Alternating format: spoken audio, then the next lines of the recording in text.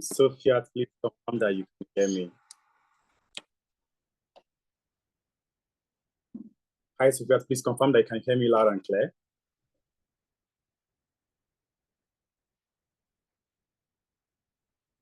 Can anyone hear me on this call? All right, thank you.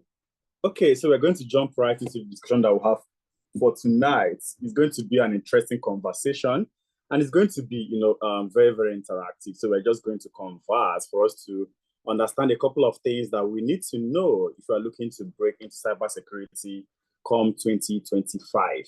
So I'm going to bring up my screen so that I can immediately jump into the discussion for tonight.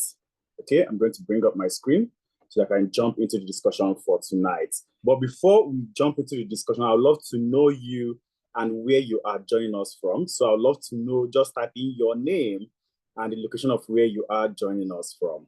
Okay, so let's start with introduction, your name, and where you are joining us from tonight so that we can get started immediately. Just put it in the chat box so that I can always, make reference to it and be able to see everything that everyone has inputted. Okay, I can see a couple of comments already. I can see, all right, I think he's moving very fast. I can see Temitope from Canada. I can see Efosa from Canada. I can see Chiamaka from Nigeria, Femi from UK, Larry from UK. Amazing. We'll have Canada, Nigeria, UK at the moment. Let's hear from others so that we can also know where you are joining us from. Because the beauty of sessions like this is that it makes you to easily connect with people from diverse backgrounds, people from different countries. And that's also the beauty of the tech industry. You can be in any of these places and be working for any company across the globe. Okay, is it just 5 people that I have on this class? Is it just 5 people that I have on this class? I have close to 15 people, let's say 10, excluding myself and my second screen, and my coordinator as well. We should be close to 10 people here. So let's converse, guys. Where are you joining us from? Just your name and where you are joining us from so that we can get to understand each other easily. Okay, and while we're waiting for others, I also love to know if today is the first time that you are joining any of our sessions. If you've joined any of our sessions before now, just type in any number. But if today is your first time, please just type in a 1 in the chat box also, so that we know how to, move this discussion, knowing fully well if you've been here before or if you've not been here before as well. Okay, I can see just one person typing 1 from Martins, meaning today is Martin's first time of joining us. It's good to have you on the call, Martin. All right, so for others that are still joining us, just want to know your name and where you are joining us from. And also, if today is your first time, feel free to type in a 1. But if you've been here before, please make sure that you type in any number that you deem fit. And if you know anyone that this conversation is going to be very, very important to, your friends, your family members, anyone actually, please make sure you share the link to this meeting with them so that they can easily join us with the discussion that we are having. So anyone that you know that is going to benefit from our discussion for tonight, please feel free to send this over to them. All right. And also, before we jump right in, there's an attendance form that my colleagues are going to drop. So please make sure you fill that attendance, because with it, we'll send you the slide of this class and also the recording that is going to come after.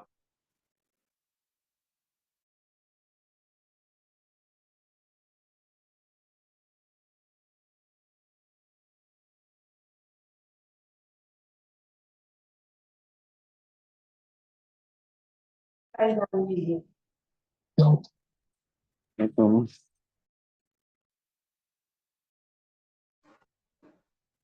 Okay, I don't know what's going on. Are you there, Sophia? Please look at the host right and make sure that everybody is muted. I know I've said this before for people not to unmute. I don't know how they were changed again. All right, so please, everyone, let's make sure we don't unmute to distract the class whenever it's ongoing. All right, so moving on, like I mentioned, we're going to be discussing what you should learn before cybersecurity if you don't have a technical background. How well and what do you need to have for you to be able to break into cybersecurity from any career path that you are trying to get into this program from. And who exactly is organizing this event for tonight? So we are Analytics, the leading educational technology company that is helping people of the Black community to break into the tech industry. And over the last 4 years, we will help over 2,500 people to transition from their normal roles on their jobs, their customer service role, their banking role, their care role, manufacturing role, and so on and so forth, into breaking into the tech industry. And how we make this happen is by using real-life project-based model to teach our students, which means that getting the experience that they need while learning with us. And we handle a couple of courses ranging from data analytics, business analysis, data engineering, data science, financial analytics, HR analytics, agile project management, and of course, cybersecurity, which is what we are going to be discussing tonight. And then soon to come, AI engineering. And we have amazing instructors that come from amazing companies like Apple, Microsoft, Google, Amazon, and several other companies that I can think of to come to the classroom to teach our students using the project-based model that I've already talked about. Most times when you're looking for a job and recruiters are saying, oh, I need someone with an experience for this role, but it's an entry-level role. So how do you get an experience without getting an experience? I don't know how to frame that. How do you get the job when it is your own first job without having that experience? So that's what the gap we're trying to bridge by teaching you using those project-based model to make sure that you have understanding and also the experience that you need for you to be able to break into the industry that you want to break into. And for the last 2 months or thereabouts, we've also tried to improve ourselves by getting into our Beta Catalyzer Velocity program, which you can click here to read more about. So our goal is simple, right? How do we make more impact and bring more value to the Black community? Okay, how do we help more people to land job? How do we scale our business and also grow it? And the aim is just simple, to help people of the Black community to also break into this industry that we are currently in. So you can also click on the read more there to read and understand other aspects of things that we have to say there. And who am I that's actually speaking to you tonight? So my name is Chuemeka Iba, and I'm the CEO of Analytics, but I also work as a dynamic technology consultant. I've played in this role for close to a decade and also a strategic consulting personnel, okay? My ability to use strategy and also tech is part of the things that have helped me to navigate several sectors of the economy. And as the CEO of Analytics, I've helped over 1,000 individuals with no technical background to break into the tech ecosystem without having any prior technical experience. Okay, I've had experiences in the financial service sector, capital markets, hospitality, and also educational technology. Okay, we have served as a governance, risk, and compliance specialist in the banking sector, head of control in the fintech industry, data analytics innovator in a fintech industry as well, and also a business consultant in the hospitality sector. You can connect with me across the social platforms, LinkedIn at Chukwuemeka Ekpa, Twitter at Emeka_Heist, and also Instagram at Ekpa_Chooks. And you can always take the discussion personally from there. Okay, so moving on, what are we going to be doing today? So first thing first is that we are going to have discussion about what you should know about cybersecurity. Okay, what you should know about cybersecurity, and of course, things that you need to learn before you get into the industry. Okay, and then next thing is the pathway to you becoming a cybersecurity professional. How do you break into the industry and become a cybersecurity professional? And then we'll also talk to you about our growth internship program and our special discount offer for you that doesn't last forever. So by virtue of you being on this call tonight, we'll have a discount for you. But before I move on to the discussion, I don't know if there is something specific that you would want to also get from this session that I've not listed here. Okay, just put it in the comment section so that I'll be able to also see what you want to take out from this session, and I'll be sure to make sure I scratch it before the session is over. All right, so do we have anybody that have a different thing that they would love to take out from this session? Please put it in the comment section so that I can easily see it and make sure that I touch it before we finish our discussion for tonight. Okay, let me just give 1 minute for people to be able to put their thoughts together. All right, and while we are doing that, remember, you should also fill the attendance form, okay? So the attendance form is what we are going to use to send the recording of this class to you, and also the slide that we're using for this discussion. Please make sure that you fill it so that we can be able to send all these things to you after this call. Okay, so I think nobody's typing something specific that they want to get out. Some of the roles required over 3 years experience on the job, Abby. We are going to walk you through how you can be able to navigate that as well, Abby. All right, so that's part of what we are going to walk you through, how to be able to navigate it tonight. Okay, I think it's only Abby that had something to say. So we're going to jump into our discussion for tonight. But before it, I just want to touch base with this childhood game that we normally played when we were small, right? So it's time for us to rack our brains and think of something that we are going to be doing. So let's look at all the vowels that exist out there. A, E, I, O, U. So we have A, E, I, O, U. We know all the vowels. And let's replace it with 1, 2, 3, 4, 5. So the way we have A, E, I, O, U, you're replacing A with 1, you're replacing E with 2, replacing I with 3, replacing O with 4, and of course, we're replacing U with 5. And then after each consonant that you pronounce, you also make an R sound after it, okay? And let's now look at an example. If we're trying to pronounce game, which will now be Gawon Matu. Remember, we're replacing all vowels with their requisite number. A is 1, E is 2, I is 3, and so on and so forth. If we have game, which equates to Gawon Matu, what do we think Fawon Matu would be? All right, let me see people that played this game when they were growing up. I don't know whether it's Ajipotas or Ajipakos or anything that they used to call it then. All right, but let's see if you would understand what we're trying to do, because it is part of security, okay? It might not be cyber, but it's part of security, and directly or indirectly, we've been able to have an idea of what encryption is all about. Okay, Chamaka said fame. Saud also said fame. Fantastic. Fame. Amazing. We are all correct. The answer is fame. All right, let's now look at this. You know, when they give you small example during teaching and then give you a heavy one for exam. So let's look at 3 la 4 vatu tatu kaha. What does it mean? 3 la 4 vatu tatu kaha. Let me see people that understand what we're trying to do here.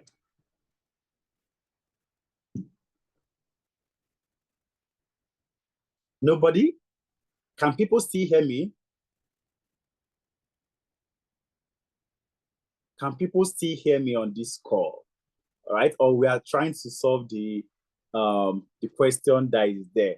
Please, Sophia, I will need you. Please confirm that you can still hear me.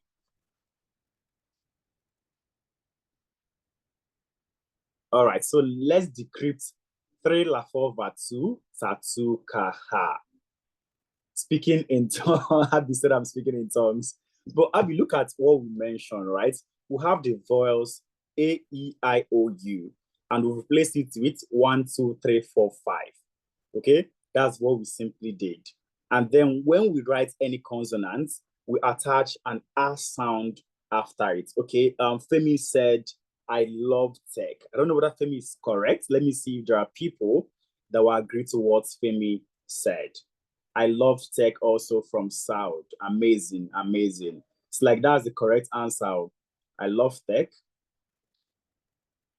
Okay, I mean, that is actually the correct answer. Yeah, I love tech. So that is the correct answer. So this is the same way in cybersecurity. When you have the primary key of what you are trying to decrypt, you can easily be able to make sense of that exact communication. All right, but if you don't have the underlying primary key, which is what we've just identified now, for all our vowels, we are going to have a replacement of 1, 2, 3, 4, 5 for all of them. That is you having an idea of how the keys are structured.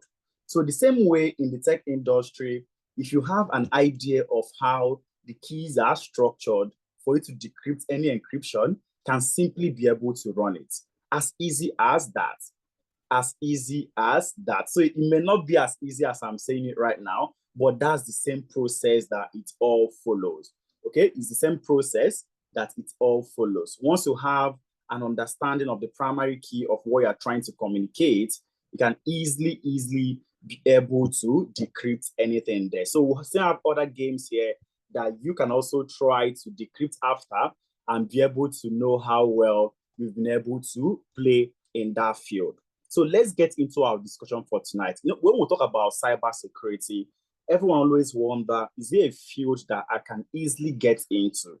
All right, is cybersecurity a field that I can personally get into with my, let's say, social science background, or with my computer science background, or with my PhD in religious studies, or my PhD in several things that I've been able to do before now? Everyone always wonder, is it a career path that I can easily get into? And there is a simple answer to that, and that is simply yes.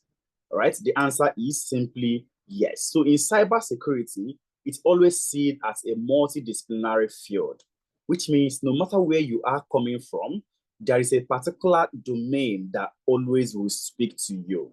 Okay, so no matter where you are coming from to break into cybersecurity, there will be a particular domain that will speak to you. So let me simply ask a question. How many of us here did a course that relates to social sciences?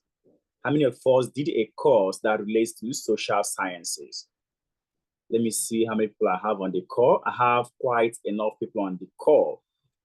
Okay, so how many of us did a course that relates to maybe cognitive science or psychology, mathematics, computer science, law, business, or even professional societies? All right. So there is nothing that you've studied that is not going to be on the left-hand side of what I'm discussing.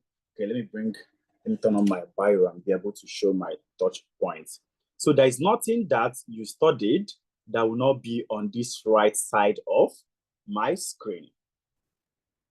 Okay, there's nothing that you studied that will not be here, which means if what you studied is here, you can always be able to get into cybersecurity. All right, so it doesn't have to be fully from a technical perspective. Oh, you need to be a computer scientist for you to be able to break into what's it called, cybersecurity, or oh, you need to be the best coder or the best developer in the world for you to be able to get into cybersecurity. Most important thing is for you to break into it from what is directly available to you. Okay, for you to be able to break into the industry from what is available to you. So let's look at social sciences right now. So for a social scientist, anything you study that ranges along behavioral economics, around psychology, around cognitive science, anything around that fully, it simply means that you have a dotted line of action into cybersecurity.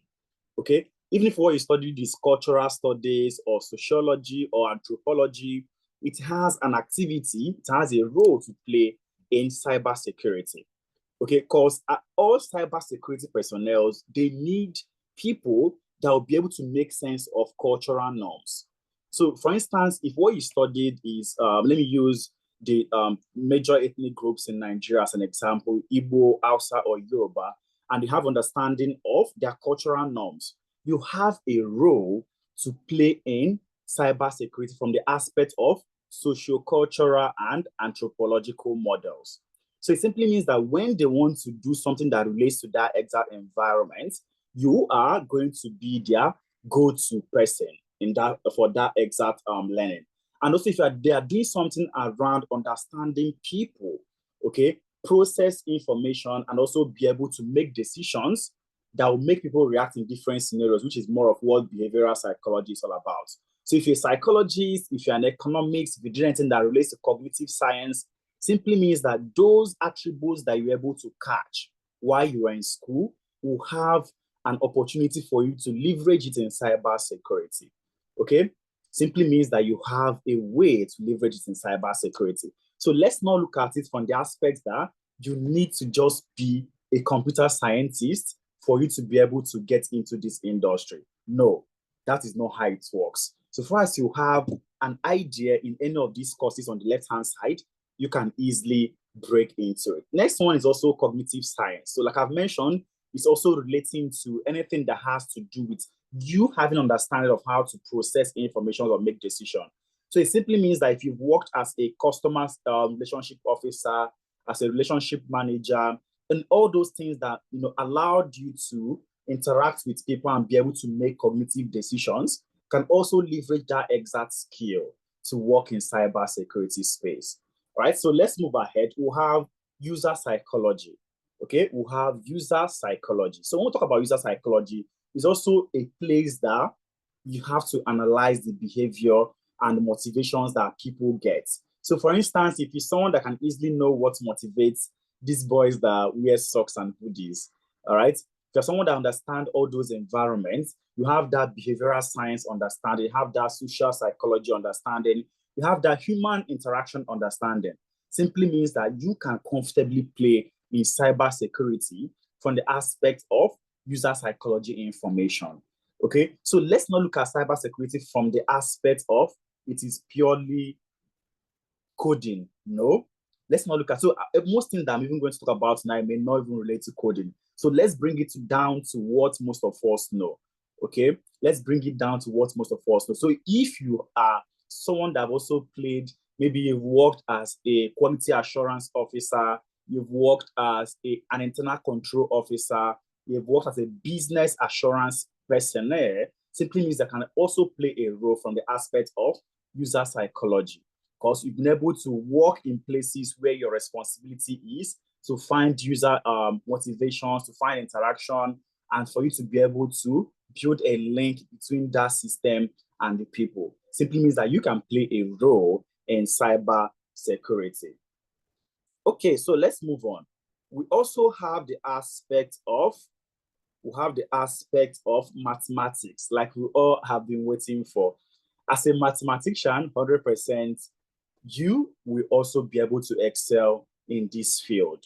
So you have the opportunity to also work in the steganography and cryptography knowledge base, and can also work in computational or predicting models aspect. So in the aspect of steganography, you are looking at mathematics, information theories, you are looking at computer engineering, people that have had all those fundamental understanding of principles like encoding, encryption, securing information, and others, or storage and etc., can 100% be able to play that role in this field. Okay, I mean, that's no brainer. If you're someone that studied mathematics or computer science, you also know that you should be able to play a role here. The next one is also computer science. I'm sure this one is also not is not coming as a surprise to most of us. So if you study a course that relates to computer science, simply means that I can also break from the aspect of steganography and cryptography understanding, and also from the aspect of computational and prediction models also. So that is, I don't think I need any explanation for people that study computer science. Okay, next is law. So if you've been in the aspect of, you've studied anything relating to law, you studied anything relating to business ethics, you studied anything relating to public policy, it also means that you have an opportunity to play a role in cybersecurity. Okay, so far as you have understanding of regulatory frameworks, your ISO standards, NDPR, GDPR, depending on where you are joining us from, and compliance requirements in some of the regions, so far as you have those understanding, can also be able to play a role in cybersecurity. Then business information, okay? Business information. I think this is where most people falls into, because I don't think there's anything that any of us we are doing that doesn't relate to the business itself. So if you've played a role as a business administrator, if you're operations person, organizations analyst, and most of those activities, it means that you have opportunities to serve in this cybersecurity space from the aspect of management models. Okay, you can easily be able to have understanding of management models and be able to play from that aspect. And then lastly, we have the professional societies, people that look at the ethical decision-making aspects, people that are coming from political science, coming from ethics, coming from philosophy, people that have all those moral reasoning. Okay, so people that have understanding of moral reasoning and all those ethical frameworks can also be able to break into cybersecurity. So I hope, is there anyone on this call that what you studied have not touched base with it? Is there anyone on this call that you feel like what you studied do not relate to anything that I have mentioned right now? Please feel free to type it in the chat box so that I will see what you studied and help you also relate it to the field of cybersecurity for you to see that no matter where you are coming from, you have an action to play in cybersecurity. Okay, Abby said estate management. Estate management. So when you talk about estate management, it's basically, I believe it's from the aspect of, architects, civil engineers, management, how to be able to manage the estate fully. Did you see anything around management models here? Okay. Under business information, we have your path towards management models. All right. It simply means that you can 100% be able to play a role from management model. Someone said nursing. Wow. Someone said nursing. Now, I believe that nursing have full understanding of user psychology. Okay, so as someone that studied nursing or any of those biological courses, medical lines, you can easily look at yourself from cognitive science and user understanding, user psychology rather. Because as a nurse, I believe you have understanding of behaviors of people. You have all those cognitive science understanding that will make you see how people react to different scenarios. So your understanding of how people react to different scenarios can also play a role in cybersecurity. Okay, and let me also make it easily known to everyone. There are some roles that, for instance, most of the people that are looking to get into NHS and you want to be a cybersecurity in the NHS sector, you have high opportunity of being a cybersecurity in the medical line if you are a cybersecurity person that also tilts towards those medical lines. So I don't want us to look at it from the aspect of, oh, what I studied is not relevant to what we just spoke. Now, I'll still move to one other aspect of the domains that exist for us to also see clearly how we can easily break into any of these career paths. All right, so there is nobody that what you studied is not in social sciences or cognitive science or user psychology or mathematics. So if you're coming from any STEM background, it's fully mathematics, right? Any engineering background is mathematics. If you're coming from medical line, you play from the cognitive science and user psychology space, right? If you're coming from social sciences, of course, yours is clearly stated. If you're coming from law, business aspect, yours is also here. So everyone has a line of action in cybersecurity. So let's not see it that, oh, I studied something that doesn't relate, which means I may not be able to break into the sector of the economy.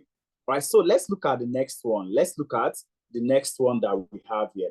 So let's look at some of the non-technical career paths that exist out there, which you can easily be able to break into.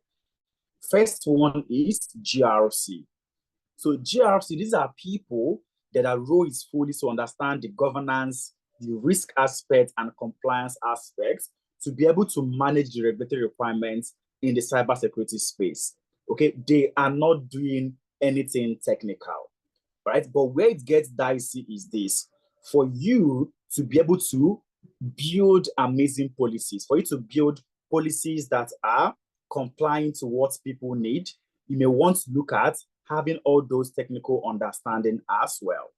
Because I always tell people that it might be hard for you to build a policy around something that you do not understand. All right, are we following? Here is too quiet. Are we following to this very moment? Here is so quiet. Please let me hear from people. Are we following to this very? Okay, Temitope said yes. All right. So GRC plays from the aspect of having understanding of governance, risk, and compliance, and being able to break into that sector from there. We also have the research analyst. So if you went to school, I'm sure that one point or the other, you've done research work. Whether it was your first degree, whether it's your second degree, whether it is your third degree or anything, you must have done a research work. And in cybersecurity, there is need for people like that. Someone needs to be able to research the emerging threats, the developing things that these boys, if you've had any encounter with all these boys that wear hoodie, all right, you understand clearly what I mean. So they do not rest. And the same way they do not rest, that means that cybersecurity aspects, people that protect those digital aspects, needs to also be agile with respect to learning effectively.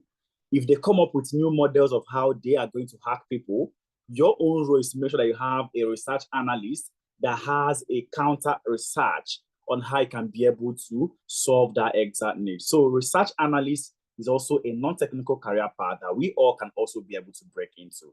We have user access managers. So if you worked in any big company, you always notice that once you join as what we call user class, okay, let me use the financial sector as an example. If you are a teller, if your role is to initiate transactions, you will not have the work class to also approve that same transaction, right? Which means somebody somewhere has to make sure that everyone has the work class that is assigned to their own responsibility. Okay, so as a teller, you have a work class of, let's say, 1, and that 1 is the only one you're going to have. Maybe your supervisor, maybe your cash officer will now have a work class of 2, which means that they can be able to authorize your transaction. So you can also have the opportunity to break into cybersecurity from the user access control center. So your role is fully to make sure that people are using the work class that they were assigned to perform their day-to-day activities. We also have the security awareness trainers that their responsibility is to train the staff, okay? So the same way I'm talking now, I'm teaching, I can easily pass as a security awareness trainer, right? I can easily, because I can comfortably speak with respect to anything pertaining to cybersecurity and educate people. That means you can also play from that exact role. Consultants these days, their responsibility is fully from the aspect of security awareness and teaching you how to be, at alert. Make sure you don't click on malicious links for you to be able to stay protected. And then we'll have the social engineers. Okay, so the same way we'll have the bad guys that they are, socially engineering their own activities towards. We'll have the love aspect. We'll have so many aspects that they try to social engineer people. That same way that in cybersecurity space, we also have someone that your responsibility is trying to see if your colleagues are going to divulge confidential informations. I know a couple of times you will have all these cybersecurity drills that colleagues are going to be sent links for us to know whether they're going to click on it. Okay, the idea is simply, let's even know whether this guy is aware of his environment. You can send him maybe an email saying, oh, our company is trying to partner with your company for a 1 billion naira something, blah, blah, blah, blah. If you want to continue the discussion, please click on the link below. And the vulnerable ones are going to easily click on those links. Simply means that you've identified people that the weak link in your company that can easily make your company to lose financials. So this is to tell you that in the cybersecurity space, there are so many non-technical career paths that we can break into from. All right, there are so many non-technical career paths that you can get into from that aspect. So what should you learn if I don't have technical background? Okay, this is a question that always come anytime, anywhere. So I don't have a technical background. What do I need to learn? And that's part of the questions, that's part of the main discussion for tonight. And first thing you need to understand, first thing is you need to have understanding of what cybersecurity is all about. Okay, you need to understand what cybersecurity is all about. And cybersecurity is simple, right? It's just the practice of protecting your systems from external influence. The same way that you are physically locking your house, locking your car, locking your phones to make sure that there is no external influence that enters those your properties. That's the same way that someone needs to protect the digital assets. And that's where cybersecurity comes in. Okay, and the goal is simple. There is one simple goal in cybersecurity, and it is visualized using what we call the CIA triad. It is visualized using what we call the CIA triad. So basically, That is what the goal of cybersecurity entails. Simple, how do we make sure that confidentiality, integrity, and availability of data is maintained? Okay, and if you're looking to break into cybersecurity, you need to have this understanding. It is called the pillars, 3 pillars of cybersecurity, or 3 principles of cybersecurity: confidentiality, availability, and integrity. We call it the CIA triad. How do you make sure that data is confidential to the people that it's supposed to be for? Okay, for instance, under confidentiality, we have encryption, we have tokenization, we have access control, like I've talked about before. So encryption is simple. You need to be able to protect data, right, by converting it into unreadable ciphertext. Okay, how do you convert your data into unreadable ciphertext? That is simply what encryption is all about. And data at rest is maybe when it is stored in your own database, or when it is in transit. That means when it has been copied, maybe through external hard disk or anything. How do you make sure that those data are encrypted in a way that is unreadable? That is where confidentiality comes in, meaning that even if the data gets into the hands of people that is not supposed to be with, how do you make sure that the confidentiality is protected? Then tokenization and masking.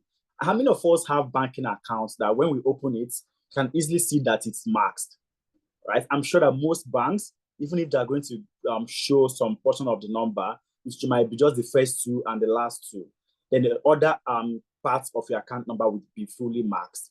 So it's just simple. It's how we replace sensitive data and make sure that it is now showing a non-sensitive equivalent. All right, a non-sensitive equivalent by replacing it with the equivalent. Where I can use things like informatical data masking for some of these activities. All right, so let's move on to integrity of data. Right, talking about integrity of data, it is simple. Okay, how do you make sure that if this data comes from us to you, it is 100% going to assure that it is, that there have not been any external influence on that data. Okay, that's where we now talk about things like message digest, hashing, right? Message digest, hashing. It also has the same dotted line of action towards the encryption, right? Okay, is where you now use the hash value of the data instead of the data itself.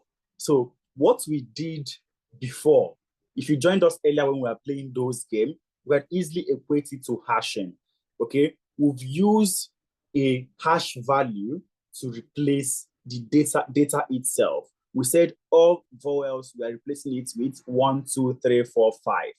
Okay, and then anywhere you see the vowel, replace it with all those numbers, and then add a sound after the consonant. This is simply the hash value. So it's simply anything that you've been able to hash and put a value to it. That it is only people that have that value that will be able to understand what you are talking about. Okay, that's where we now talk about open SSL with respect to hashing. Then, of course, digital signature, which we all fully, I believe, we have understanding of what digital signature is all about. It's simply the same way you're going to sign your physical signature.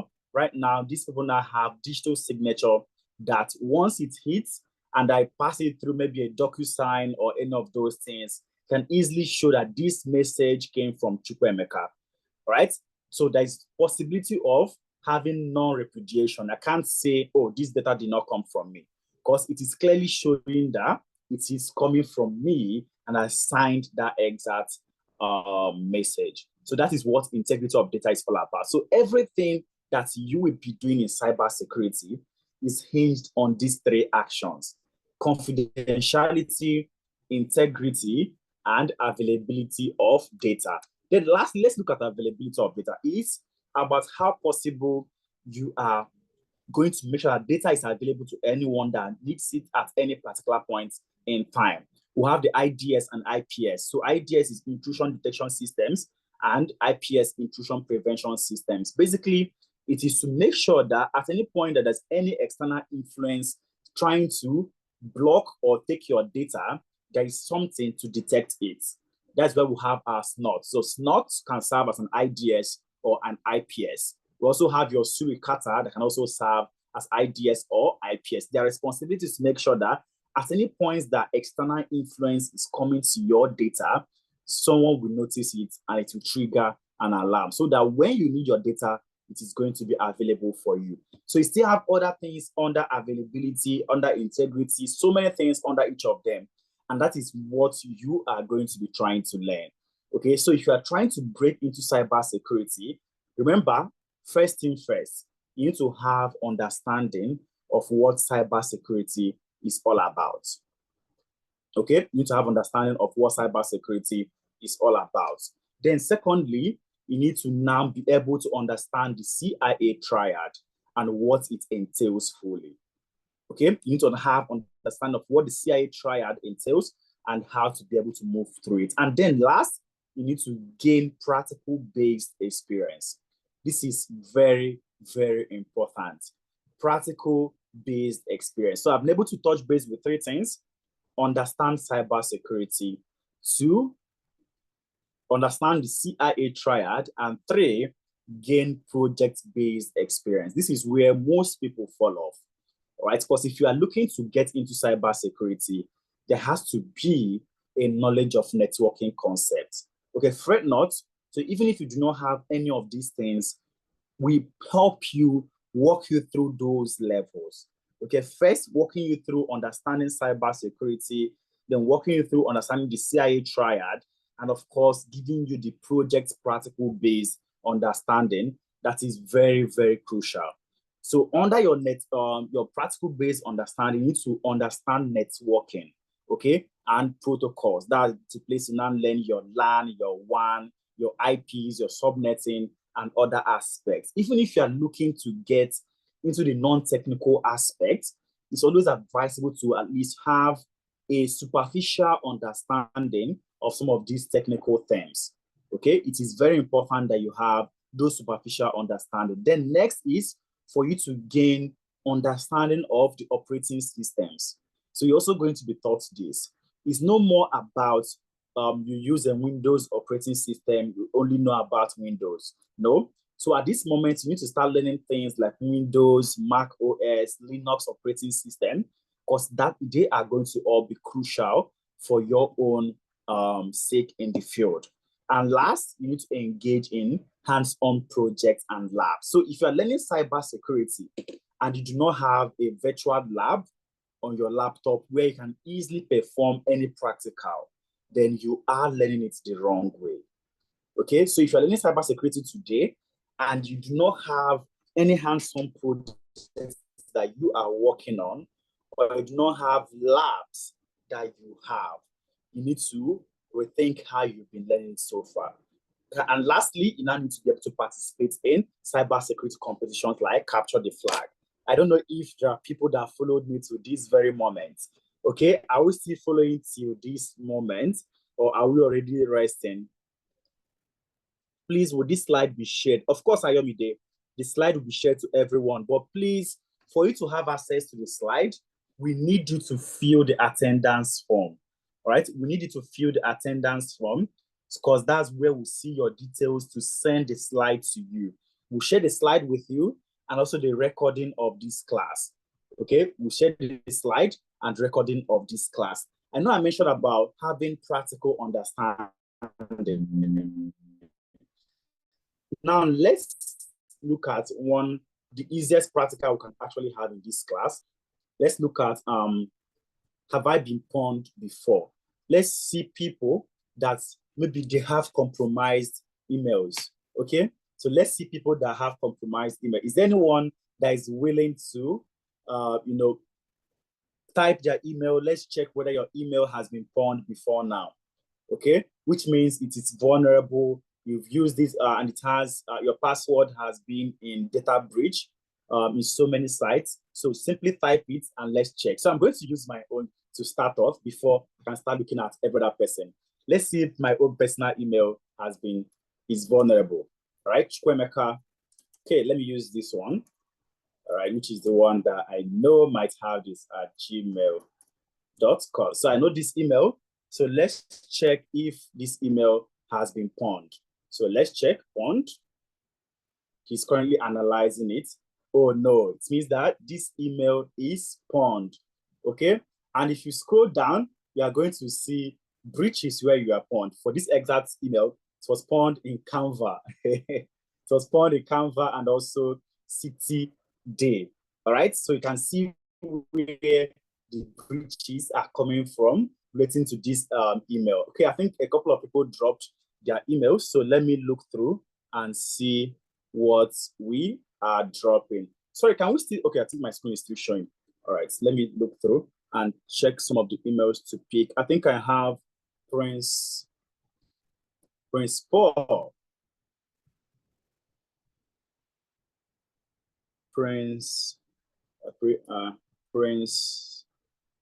Paul. For this, your email is hard to type, 2005 at gmail.com. All right, simply click on pawned. Let's see if Prince has been pawned. Oh no, Prince, you've been pawned in one place. Same Canva, which means definitely Canva had something that happened to them on this May 2009. All right, so Canva has something that happened 2019 rather. So you have been pawned on Canva. So you have a breach on Canva. All right, so let me quickly look at other people. Let me see what we are dropping. How am I not able to? Okay, I've seen it. All right, let me see other people's email so that I can easily, we may not be able to pick everyone's email. So this slide, once you get it also, you can easily click on it and check if your own email has been pawned as well. So we have Abigail Cheps at gmail.com. Got the spelling correctly.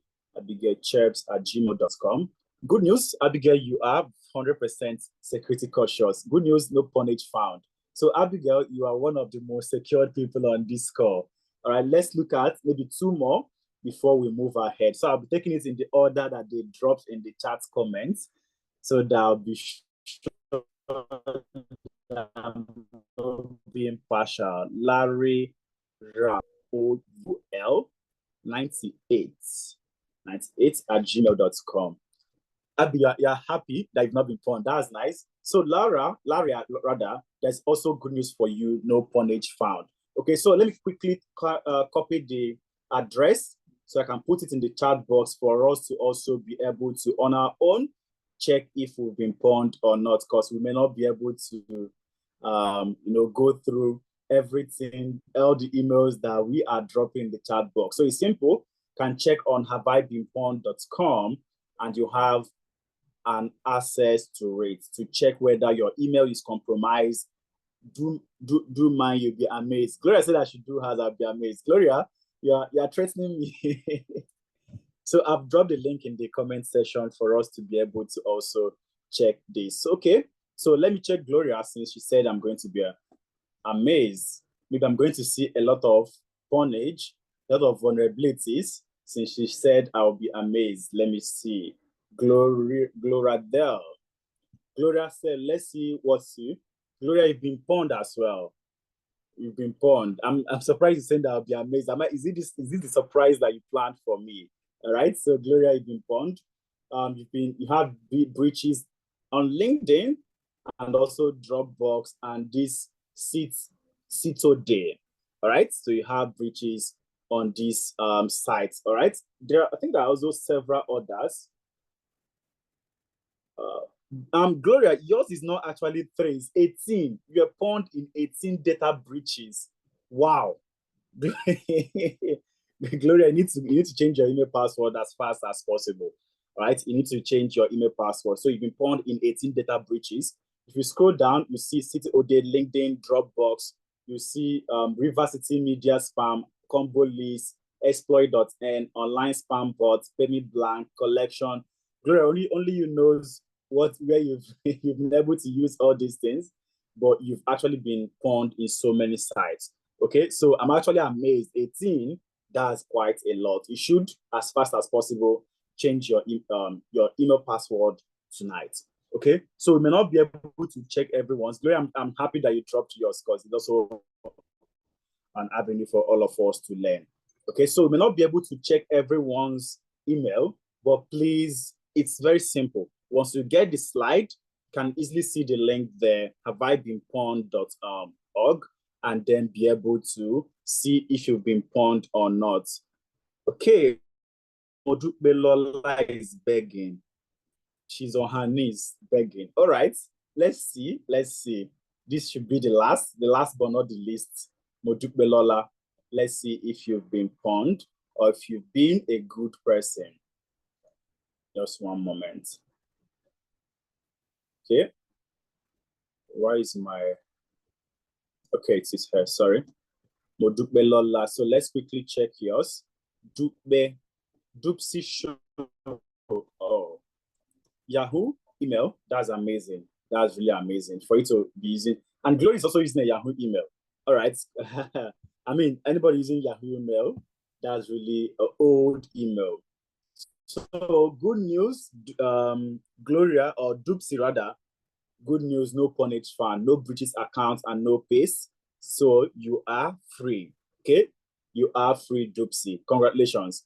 All right, so moving on, this is simply some of the activities that you, as a cybersecurity professional, will be performing in your own company. Because your company you want to be sure that if you have staff like Chukwemeka at Analytics, you have Modukbe at Analytics, you have Sophia at Analytics, someone needs to be checking to be sure that the emails that they are using, they are not having breaches on several sites. So it's part of your responsibility for you to be able to check and be sure that every member of staff, all your team members, that they are safe. Okay, so please, guys, if you've not learned anything tonight, personally check your own email and see if you've had breaches on any site before now. Okay, and for you to have access to this slide, please, you need to fill the attendance form. You need to fill the attendance form so that we can send the slide to you, and also the recording that we are using for this discussion tonight. So let's move on. Let's look at the job outlook with respect to cybersecurity before we dive into some of the other discussions. Now, in 2023 alone, the damage that was caused by cyber crimes by the ones that reported increased by 21%. I don't know if you understand what this means. Most companies, when they have cyber breaches, they do not report it, right? Do you understand what I'm saying? Most companies do not report when they have cyber breaches. And for the people that reported, we had as high as 21% increase. Because if, for instance, if the analysis is hacked today, the tendency for us to report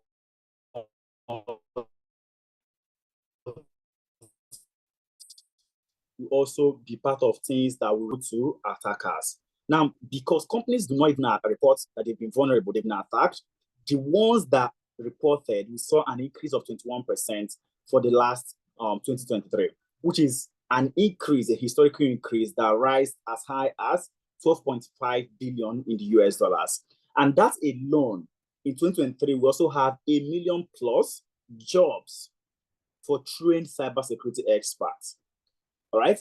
But out of that 1 million plus, we only had less than 400,000 trained experts available to take up all those roles. So it means that we have a deficit of 600 plus that is needed to break into cybersecurity. And that is where you and I are needed. Okay. If you also look at the projection by Cybersecurity Jobs Report, you see that they projected that by 2025, we'll have 3.5 million openings with respect to cybersecurity. And like I've said before now, there are several teams that exist in cybersecurity. We have the blue team, we have the red team, which is the blue team, they are more defense focused, while the attack team, they are, while the red team, they are attack focused rather. So if you are someone that you love to play defense, you don't want to be in the attacking space of things, you're looking towards the defense aspect, okay, where responsibilities are around, monitoring, identifying vulnerabilities to implement security measures to make sure that attacks do not penetrate. While for the red team, your responsibility is to attack the defense that the company have to see if you break it down. Because if you're able to break it down, it means that an external person can be able to break it down.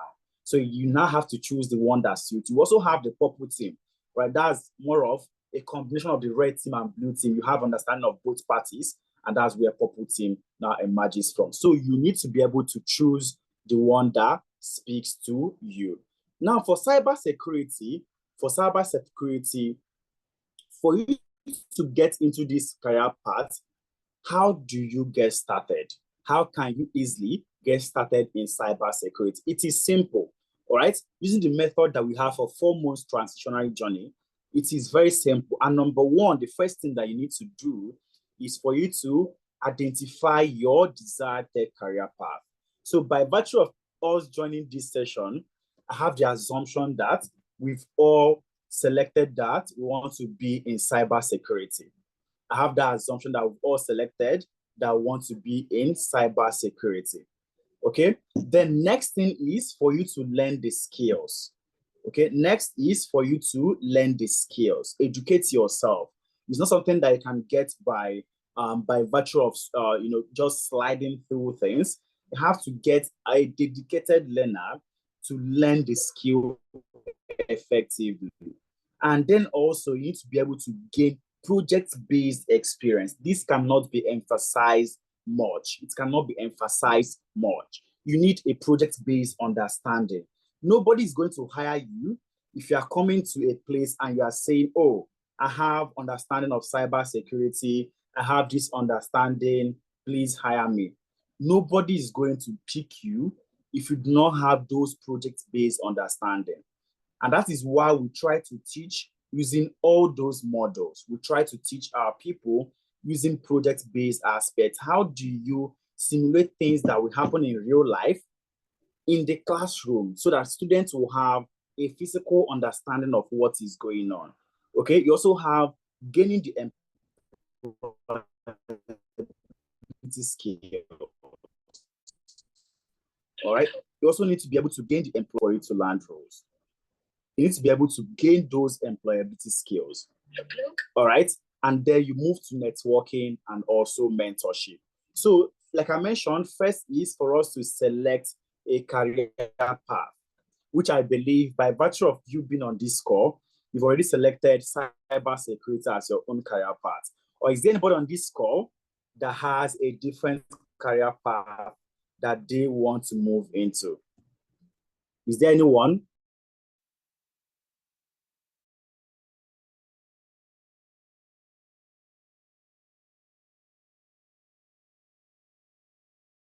Okay, I believe the silence is deafening. Okay, I have one person, data engineering from Abby. Amazing, data Abby. So for us, we also offer data engineering, but our major focus for tonight will be on cybersecurity.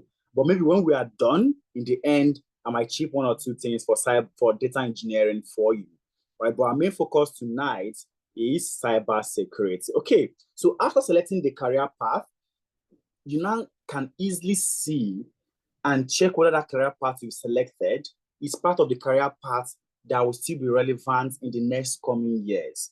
Okay, because what we did is we checked different job boards and then looked at the World Economic Forum report to make sure that the career path that you're looking to move into is part of the ones that is on the left-hand side. So all the career paths that is on this side, they are good to go. They are on the side of the jobs that is going to grow in the next coming years. Okay, they are on the side of the jobs that is going to grow in the next coming years. Okay, so it simply means that if you are looking to break into information security analyst, which is cybersecurity, you are on the right side of things, right? If you are looking to be AI or machine learning specialty data science, you're on the right side. If you're looking to be a data engineer, you're on the right side. But remember, some of the courses here on the left-hand side may not give you ease of learning or ease of transitioning. For instance, we have robotics here. Robotics is an amazing course to do, but robotics engineering, is this something that you can easily learn within a space of 4 months to transition? That is the question that you need to ask yourself. So what we do is we looked at the courses that offer ease of learning the one that also gave you ease of transitioning and also high rewarding salaries. So those courses are the only things that we offer here. And that range from business analysis, agile, data analytics, data science, data engineering, cybersecurity, financial analysis, and also HR analysts. Okay. So right here, if you move to the next slide, you will see that all of them, they are on the left-hand side, which means in the next coming years, they are all going to be in demand. Okay, but if your job is on this right-hand side, if your job is on this right-hand side, you're on the side of jobs that is going to decline in the coming years. Okay, for instance, we have a job that is very surprising here, which is product managers. So if you're a product manager, you need to start making plans towards what do I want to do in the next coming years? How do I upskill myself to be relevant? Okay, and I can tell you for a fact that the reason why product managers are declining is because of the advent of agile practices, agile methodologies. Companies now want to hire people that can work iteratively. Okay, so if you're a product manager, you might start to look to upskilling towards agile project management scrum master, because that is where the future of jobs is moving towards. So if you are looking to get into cybersecurity, clearly speaking, you are on the right side of things. And according to the prediction that Robert have already posted for 2025, he said that according to their survey, 46% of companies plan to increase salaries in 2025. Okay, and out of these 46%, the notable companies there are the tech and IT sector, which held like 34% of it. Okay, and they said that the reason for increasing salaries is simple. They want to stay competitive in the hiring market, and also they want to be able to attract skilled talent. Okay, so they know that for them to employ anybody in the tech industry, you have to be speaking money. You have to be ready to bring up your funds. So if you are looking to be on the side of things where your increase is going to happen in 2025, they might be looking towards breaking into the tech and IT sector. Like I also mentioned, number 2 is for you to learn the technical skills in your choosing area. So our classes are structured in a way that it is live instructor led. Okay, so you have someone like myself walking you through those technical aspects of things that you need to know in the classroom. Okay, so it's a blended model. The classes are also recorded. That even if you missed a class, the recorded version of those classes will be uploaded to your classroom that you can easily watch it. I mean, as adults, we all know that it is very hard to get everyone in one room. So those live instructor-led classes are also recorded and uploaded to your classroom for you to have access to it. And then we also have a self-paced learning side where you can now easily watch videos that have been done by your facilitator to now have deeper understanding. So they go hand in hand. You're expected to watch a video to introduce you to a concept and then come to class and have a live instructor-led practical class. Okay, we are going to be using all those tools that you need. So that is how our classes are also structured. And then you need to gain project-based experience. You need to work on several projects. So let me simply ask a question. Your car spoils, okay, and you are looking for a mechanic to repair it for you. Are you going to give it to someone that said, oh, I'm a graduate from Harvard University from mechanical engineering department, bring your car, let me repair it for you? Or will you give it to the person that said, oh, I'm a mechanic, this is my workshop, I've repaired a Benz, I've repaired Aston Martin, I've repaired a Toyota, okay? Who are you going to give your car to? And the other person did not have a degree. Is it this person from Harvard or the mechanic that has a workshop to show evidence of things that they've done? Let me see how we also answer this. This or that?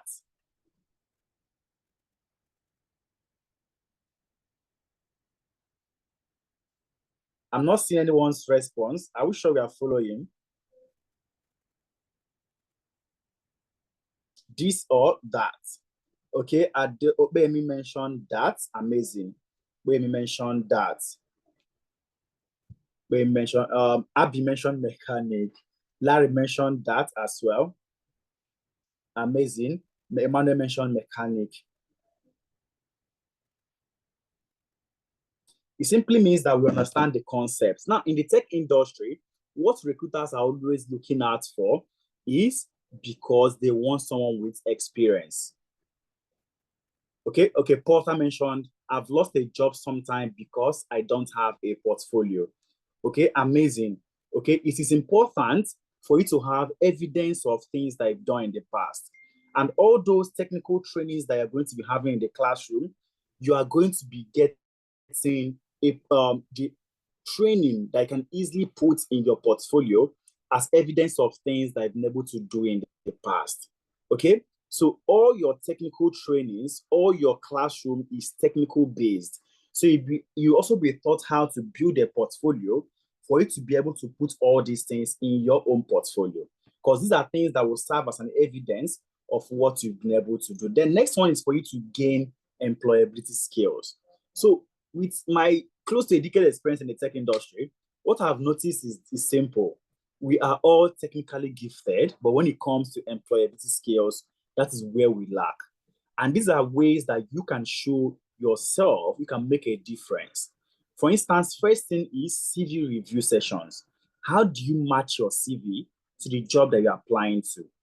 As a cybersecurity professional, you want to apply to a role as a SOC analyst, you want to apply to a role as a pen tester, you want to apply to a role as a vulnerability threat officer, you can't use the same CV to apply to all these roles. Okay, which means there is need for you to learn how do you tailor your CV to the job that you're trying to apply to. So you're going to be taught how to make all these things happen, and also be taught how to optimize your LinkedIn. Also be taught how to optimize your LinkedIn, because LinkedIn, like I always tell everyone, is one of the gold mines out there. LinkedIn is one of the gold mines out there that we are sleeping on. If a recruiter have never reached out to you to say, oh, we have a job offer for you, do you mind taking it? Then that means your LinkedIn is not optimized. Okay. Then we also have sessions on how to navigate the job market, where we also bring in experts back to the classroom to walk you through on how you can be able to navigate the job market. Then interview prep sessions where you are prepared. When you land an interview invite, someone is there to prepare you using the STAR and SIT approaches with respect to how do you answer situation-based questions. You've gone for an interview and they've asked you, okay, hello, Abby, tell me about a time in the past where you used Nmap or Nexus or any of the vulnerability assessment to analyze a threat or to scan for vulnerabilities. Can simply speak from, while I was consulting with analytics, I was able to work on social projects where my responsibility was to analyze this exact IP address. So I had two machines where I had to use my Kali Linux and right there, open my Nmap. And first thing I did was to use -S for me to check the version of that exact what I'm trying to scan. And afterwards, I was able to perform this exact scanning, this scan, and social scan. And in the end, I saw these vulnerabilities. For instance, I can even speak from the aspect of, while I was consulting with the analyst, I had the experience of being able to analyze staff emails to know the ones that have been exposed to vulnerabilities.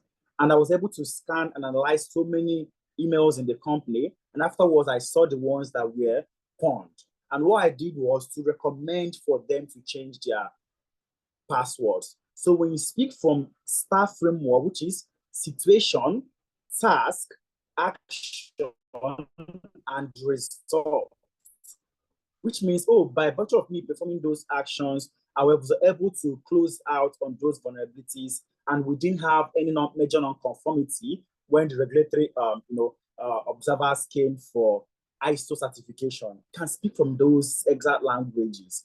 All right. So when you speak from there, they can see the situation, they will see the task that you carried out, they see the actions that you took, and the results that it's yielded. Okay. And when you land that exact job, we're also here to help you with references and recommendation letters. Okay, and on the job support that you're on the job and you are still struggling, we also provide you with a month's support so you can be able to stand firm on that role.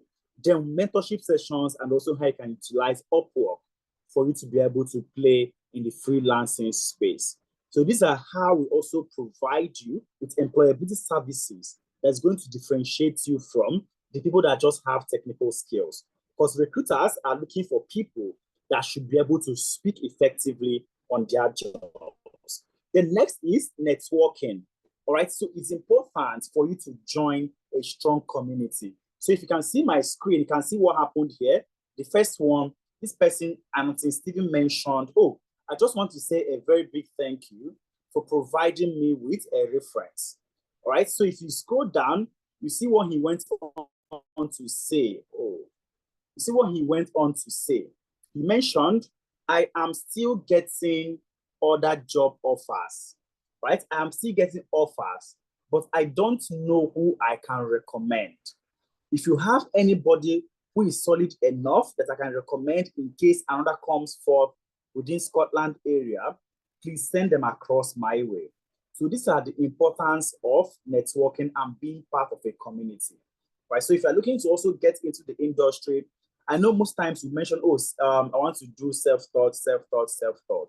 Some of us, I try to do self-taught, okay? And what he did to me is that I used more than 2 years trying to break into the tech industry.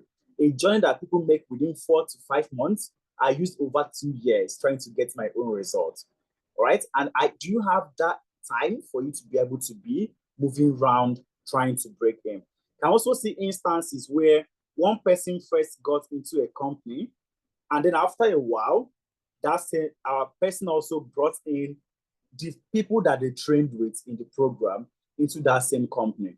So these are the beauty, the power of being amongst a strong community.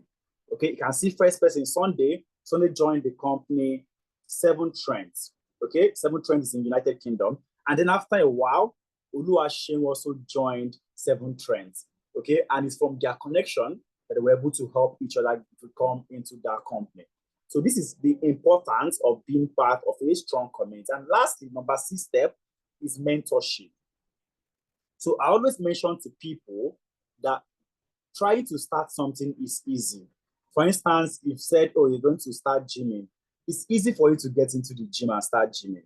But at a point, you're going to start slacking, which means someone needs to be able to coach you and be able to boost your morale again, which is why all these mentorship sessions are there.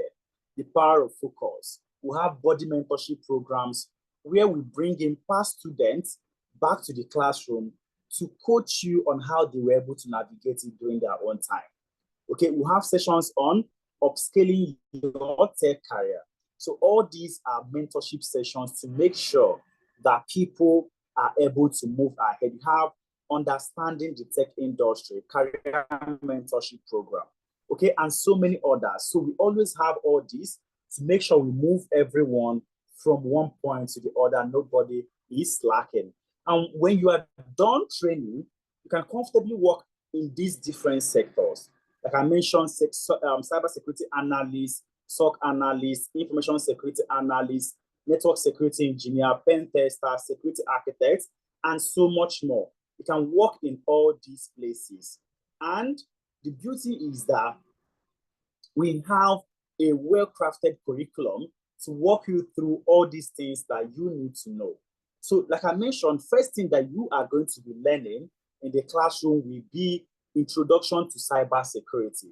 So you're going to be taught introduction to cybersecurity before you now move into foundations of computing and networking, where you understand your protocols, IP, LAN, WAN, and subnetting, all those minor things, before you now move into information security principles.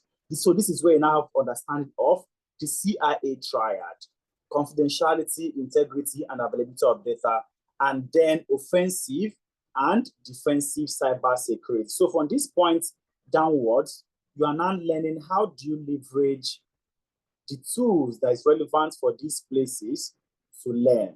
So you're learning Nmap and Nexus for your vulnerability scanning. You are learning Metasploit for your exploitations. You are learning Wireshark with respect to your network assessment.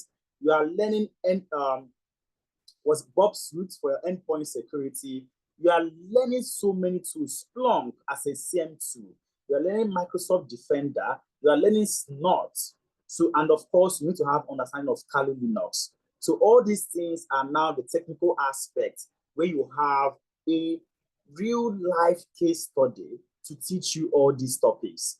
Okay, and then you move on to incident response and forensics, and of course, cybersecurity policies and compliance, which is more of the GRC aspect, which now speak to the GRC, governance, risk, and compliance. So the learning timeline for cybersecurity is for 4 months, where you learn massively in the classroom for 3 months, and then have an internship experience with us for 1 month, working on other real life projects. Okay, the class holds on Saturdays, 1 p.m. to 4 p.m. West African time, and then on Sundays, 2 p.m. to 5 p.m. West African time. Okay, so you have classes on Saturdays and Sundays where you learn massively using practical-based approach on all these things that we have walked you through. I know sometimes when we mention a couple of these things, it always seems impossible until it is done. Okay, it always seems impossible until it is done. So let me play a video of a past student, okay, before we now move on. Okay, just 1 minute, let me play a video so that we hear what Adewale had to say. Okay, please, let's listen attentively.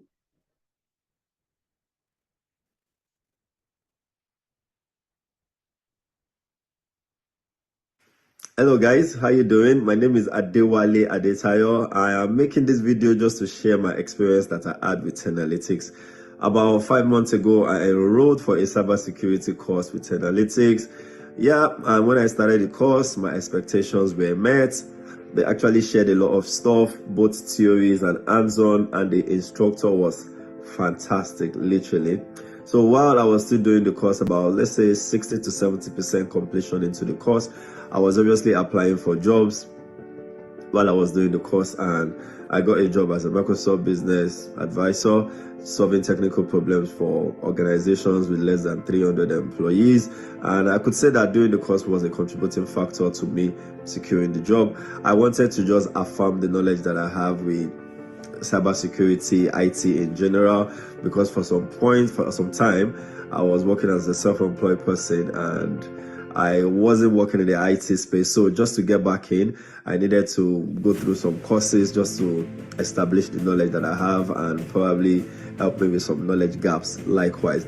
And I could tell you that that was actually fulfilled, as I was even unable to complete the course before I got a job, and it contributed to the factor. So why am I sharing this? Probably you have something you are planning, you have a course you want to do, and you are trying to embark with Analytics.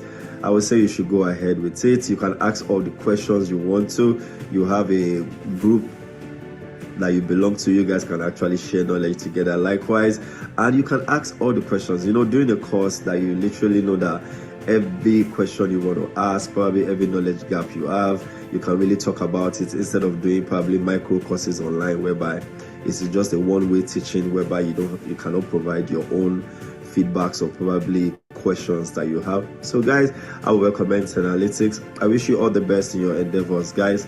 God bless you. Hello guys, how you doing? My name is Adewale Adetayo. So we heard what Adewale had to say. So Adewale's story is a beautiful one, right? So he got into our program. It should be in August, all right? And August, September, October, he's not even joined his internship. Within November, he got a job as a Microsoft business advisor, okay? Even before he could complete his cybersecurity program. Because what we always advise everyone is, right after joining, once you are done with your CV preparatory class, start applying to roles. And he was able to key into it. He joined August, and before November, he got a role. And right now, he barely even comes to class, because the truth is simple. Everyone is coming here to learn to land a job. Okay, everyone wants to land a job. So when he got the job, he was now being he was no more static with respect to continuing the program. Okay, so we always advise everyone try to take the opportunity. Okay, try to take the opportunity for you to also be like Adewale. There are some people that when they join the program, they will expect us to do magic. All right, so there's no magic there. We'll give you the technical skills, give you the employability skills, but the responsibility of applying to job still rests on you. And if you do not apply, jobs are not going to fly into your hand. Okay. And I was looking at a survey last month. He mentioned that for you to land one job interview in UK, US, or Canada, you need to apply to 27 jobs in a week. If you multiply that by month, it means that you need to apply to 108 jobs every month for you to land one job interview. Now, it's not analytics that is going to apply to those jobs for you. What we even do is we go ahead to scrape different job boards, scrape the jobs that are posted there, and send those jobs to you to apply to them. Right? So we make all those jobs. We have platforms that we even paid for to get jobs from. Right? And when we get them, we post it and send it to our students to be able to apply to those jobs. But the responsibility of applying to the job rests solely on you. Okay, so there are other people that have also been able to make this move in different programs that we offer. You can see Abigail, she moved from being a care worker into becoming a business analyst. You can see Tony moved from being a pharmacist into becoming a benefit analyst in UK. Abigail's own was in Canada. You can see Ramat moved from being a customer success person to landing a business architect role in UK as well. And several other people that have been able to make this switch from one career path to the other. So I always tell everyone, no matter where you are coming from, there's always a transferable skill into the tech industry. And that is your leverage into coming into that place. Before we move on, I know someone asked how we can be able to also build up all those 3 years, 4 years experience. So quickly, we had a session where we brought in our past alumni, our past students that got jobs. You can also click on them to watch what they had to say. So we brought our past students that have been able to secure jobs to come to class and talk you through what their own journey was like.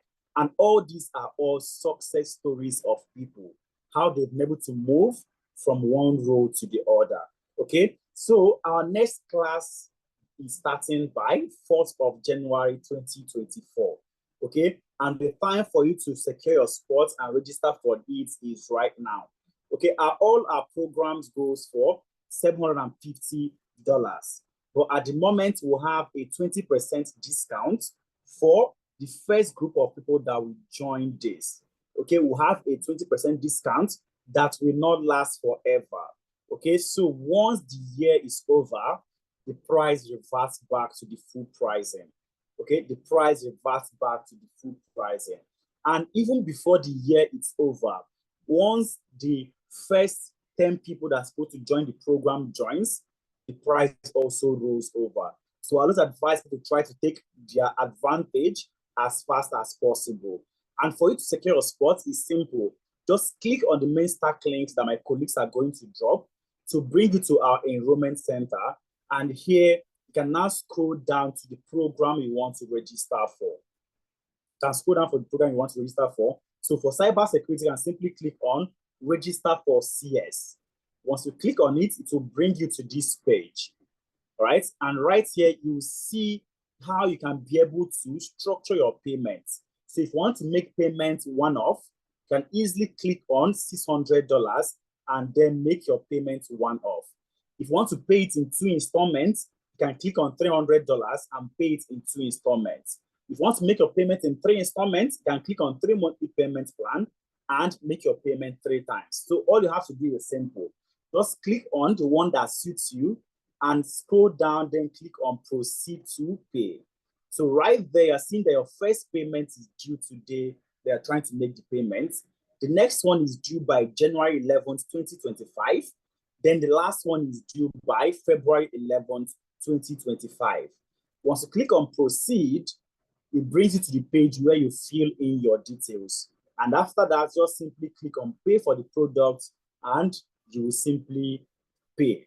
Okay, so no matter where you are joining from, even if you're in UK, if you're in Canada, if you're in Nigeria, it automatically picks your geolocation and picks the card that you're trying to make payment with and converts that $200 to your local equivalent and take the equivalent from your card.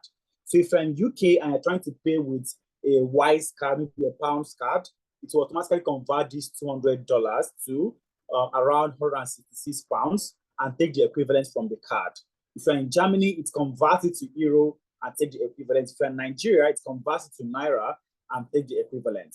So it converts to the $200 to the equivalent of the country of the card they are trying to make payment with. Once you are done, simply come back to the main stack enrollment center and scroll up and upload your receipt here. Okay, and upload your receipt here. Remember, the discount is not for everyone. The discount is simply for the first 20 people to register for the program. And then it also ends this year, which means anyone that comes first. If tonight 20 people decide to register, the discount is automatically over. All right, if the 20 slot is not filled, then by the end of the year, the discount goes away. And also, we close businesses on the 21st of December. What it simply means is that it's not till 31st of December before it is over. By 21st, we have already closed up for the year and now looking to start classes by January 4th, 2024. So if you're looking to secure your spot, the best time to make that move is right now. So all these are also other success stories, more testimonials of people that have also been able to make this switch. Okay, there is this person that I love his testimony, and that's Imi Akpabio. So when he joined us, he said he had the experience and he had 10 years experience before joining us, and he didn't want to train. He just wants to move into employability services. But we do not offer employability service separate. So we advised him to take the courses again, right? See it as a refresher course for yourself. And then when you get the employability services that you need, you are going to pick what you need. So he now had to walk through the program for data science. And then afterwards, he secured a role as the CEO of a company. He went for a managerial role, but when they saw his CV, they saw the experience that he had, the ones that he got when he was in analytics and how he built his portfolio. He was asked if he would be the CEO. And that was how Imi Akpabio got his CEO role in a company. So all these things, when we speak about it, it always seems impossible. But we have a lot of people that have been able to make this exact switch. Okay, so when you get the slide, when you fill the attendance form, we'll send the slide to you. Can easily go through it and be able to see what every person had to say. Because we also attach some of their videos for you to also be able to see it. Okay, and go through it one after the other and be able to make your decision. All these are all success stories of people that have been able to make the switch. I don't know if at this point we have a question from anyone. You can use raise hand icon or drop it in the comment section and I'm going to pick it up from there. All right, do you have questions from anyone? You can drop it in the comment section or you can use raise hand icon and I'll call you up to speak to me. Okay, I think Modu Beola asks, for someone who have no experience in tech, can that person get a job during training? Modu Beola, amazing Modu Beola. You can 100% get a job during training, but it is down to how badly do you want it. Like I've said before now, the responsibility of applying to role is fully on you. All right, you are the person that will be applying to jobs. Our role, our responsibility is to give you the technical skills and the employability skills that you need. Teach you from the basic level that if you do not even have understanding of it, we are going to carry you from that ground zero, to the up ladder, okay, until you can find your feet 100%. So no matter, even if you're in class with people that have experience, minor experience, because experience differs. In your class, someone might be at level 2, another person might be 4, another person might be 6, another person might be 8. but we teach from level 0. So even if you have already existing knowledge, it will be like a refresher course for you. But the responsibility of applying to role rests on you. So if I am applying to, let's say, 100 jobs in a month, and you, Modupela, you're applying to 2 jobs in a month, there's possibility that I'm going to land job and you will not land job. Okay, so it is possible. And also, there's a different factor that plays a role. For instance, we have someone like Ikmat. Ikmat, when she transitioned, she got a role 1 month into the program, but she was not able to take it up because she was still a student as at then. She had limited working hours. And when she finished, her own program, she had to spend 2 months extra before she was able to land role. So this is also tell you that there's an aspect of perseverance, because sometimes the no's are going to come. Even as a company, there are sometimes we apply for some consulting roles with companies, and our own proposal will not be selected. So the no's are definitely going to come. But it's now when you now persevere and keep pushing that you get your own yes. I hope that answered your question, Modupela. All right, I think, do you help creating CVs for tech jobs? Like I mentioned in our employability services, we teach you how to match your CV to the job that you are going for. Now, this is also where people make mistakes.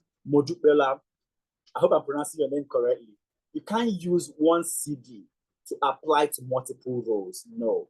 Right? If that's what you are doing at the moment, you are doing it the wrong way. So even if someone creates a CV for you, you need to be able to tailor it down to the job that you're applying to at any point that you want to apply to a job. Okay? So that's why I tell people that applying to a job is a job on its own. So what we do is that we teach you how to be able to match your CV to the job that you're applying to. And we also give you a template CV for you to start it up with.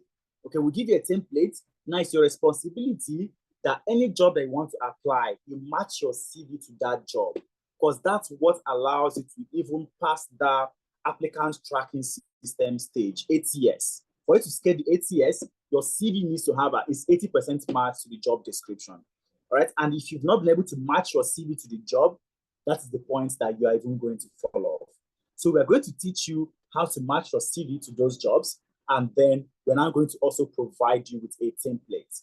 Okay, I don't know if there's any other question from anyone. Do we have any question from anyone? You can use the raise hand icon, or you can drop it in the comment section. All right, while I'm waiting for that, let me play Ikmat's video so that we can also hear what she had to say with respect to her own experience.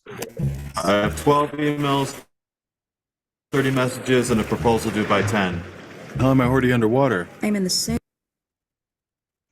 Hi everyone, my name is Ikmat, and I was with the March cohort in Analytics, and joining Analytics has been the best decision so far.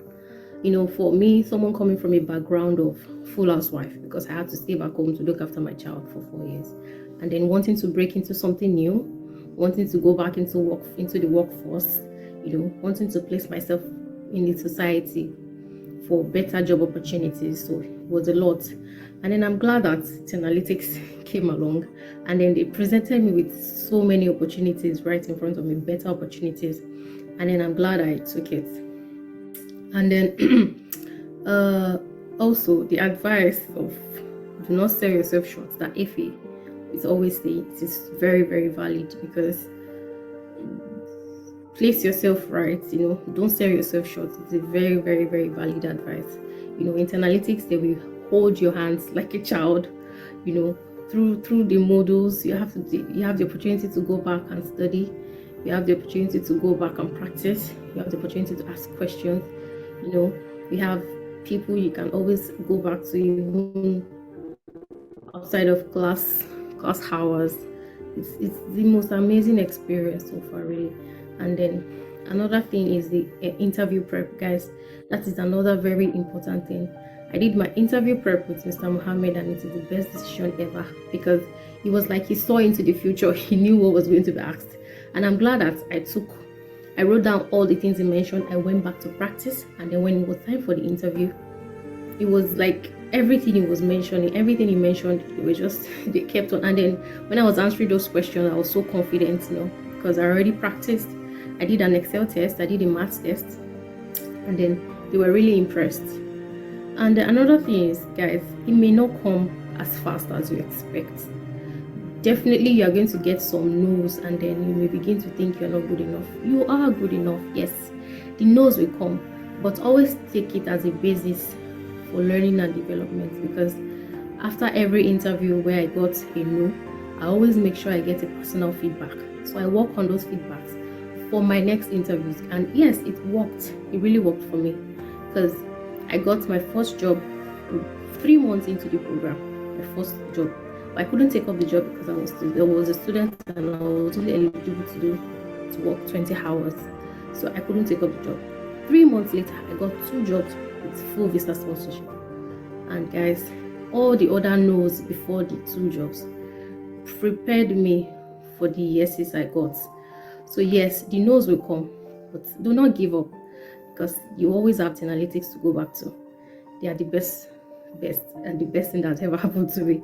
And then yes, and they are the most affordable, the most affordable one I've come across so far, and that's a very good advantage. So yes, analytics for the win.